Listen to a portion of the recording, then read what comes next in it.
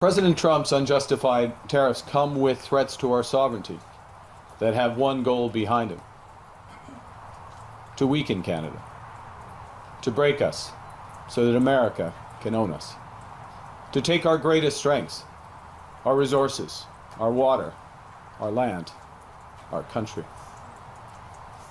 That will never happen.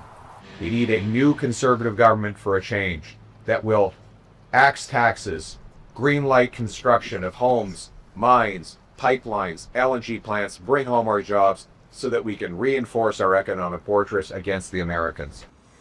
Part of the calculation for voters in this election is which candidate can best stand up to threats from the Trump administration. And from a Catholic perspective, which candidates will stand up for Catholic values. Reporter Mark Irons spent last week in Canada to bring us this election preview.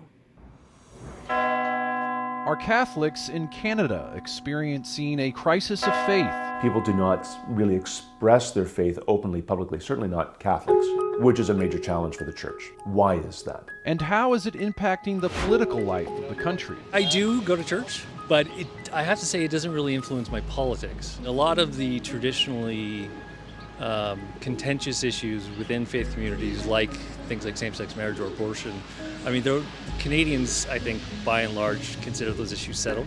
So-called settled issues come with a cost.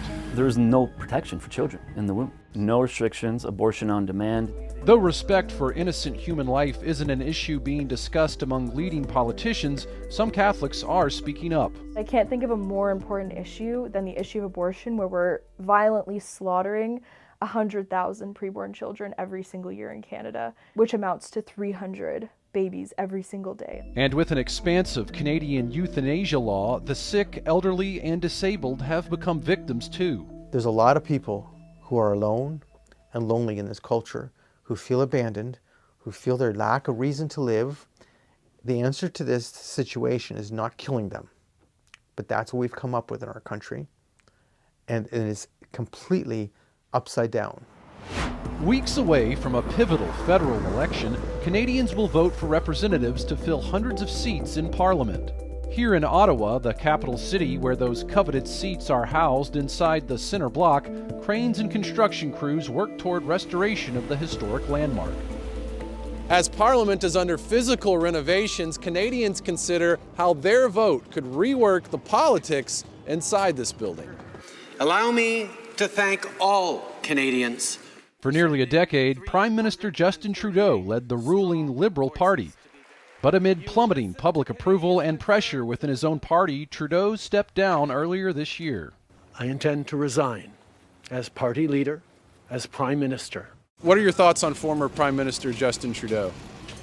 We're happy he has resigned. Just the way the economy has been going, the way that the culture has been developing. Not far from Parliament Hill in Ottawa, after Mass at Notre Dame Cathedral, we asked some Catholics how they plan to vote.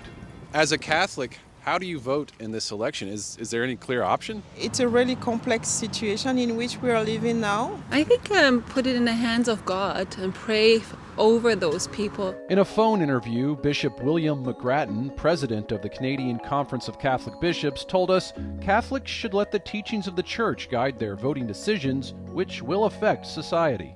To realize that, our vote has impact on future generations. A number of political parties have influence in Canada, but it appears to be a two-party race.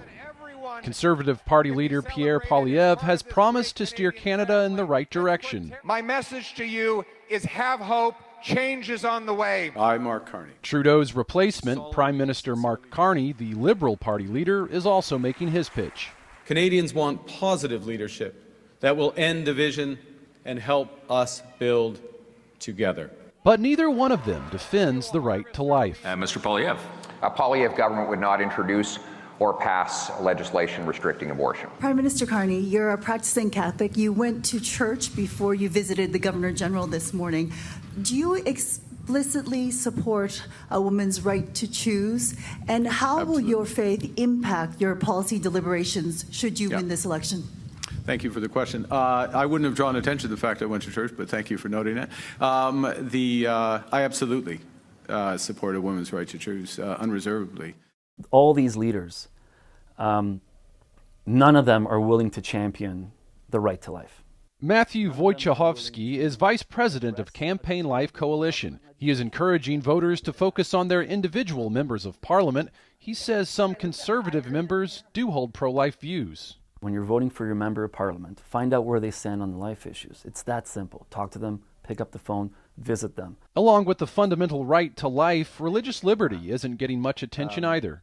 In this election, there are a number of issues that are not being discussed. Deacon Andrew Bennett, ordained in the Ukrainian Greek Catholic Church, works with Cardis, a Christian think tank in Canada. Among his concerns, a government finance committee recommendation to strip churches of their charitable status under Canadian tax law. There are a lot of pressures on religious freedom within the country, and there are certain ideologies that are driving those actions on the part of government. And so the church, along with our fellow Christians, we need to be much more attentive to that and find out more effective ways of engaging with government to ensure that they don't go down that road. On Election Day, April 28th, Canadians will vote to send candidates in their local district or riding to Parliament. In the most likely scenario, the party that gains the most seats will claim ruling power, and the leader of that party will be the country's next prime minister. For a long time, polling suggested the Conservative Party would surge ahead of the Liberals in the next election, led by Poilievre. It's all about the promises that he does for the country, and his ideas are actually great. I will likely support Mark Carney.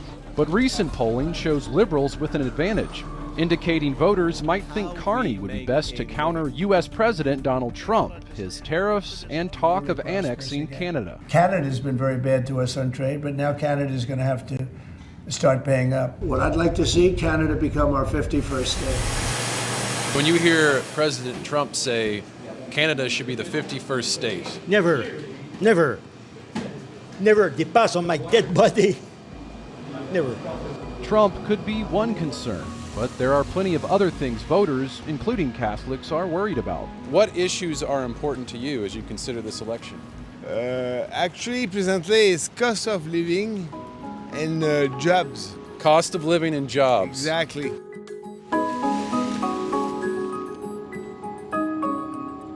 Across the country, voters are concerned about many of the same issues: the economy, housing, jobs, and the high cost of living.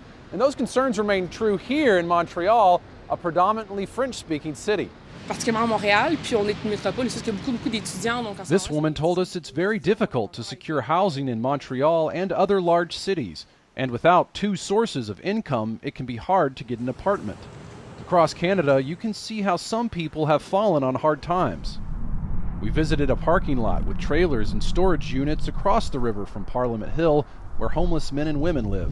The suffering people might experience isn't unique to Canada, but a deceiving law passed in 2016 and expanded since then has been offering death as a solution. We've seen all these different cases of people who have disabilities, who are living in poverty, people who having difficulty getting medical treatment, having housing problems, dying by euthanasia. Alex Schattenberg is executive director of the Euthanasia Prevention Coalition.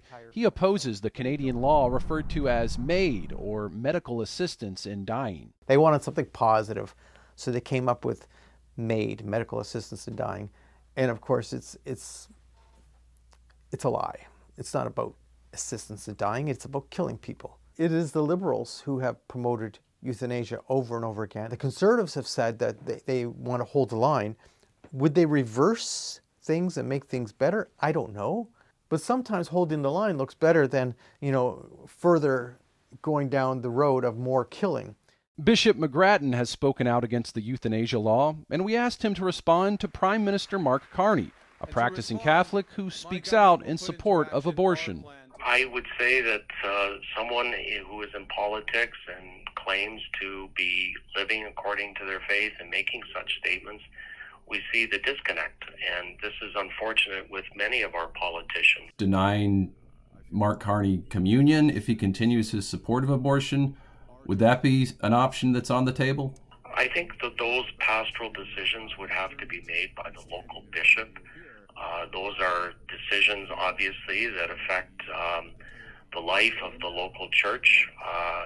And therefore, if it is in a very challenging scandalous position, I think then that is the responsibility of the bishop in a pastoral way to confront and to challenge various politicians in that way.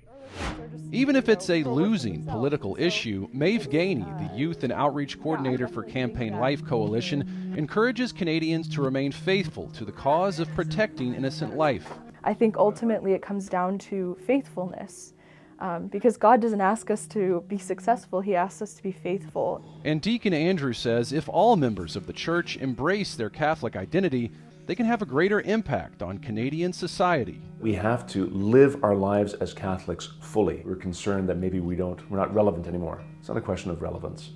The gospel is always not just relevant, the gospel is alive in the world, and people are always going to be drawn to it, but we have to be the ones that are going to bring it to them.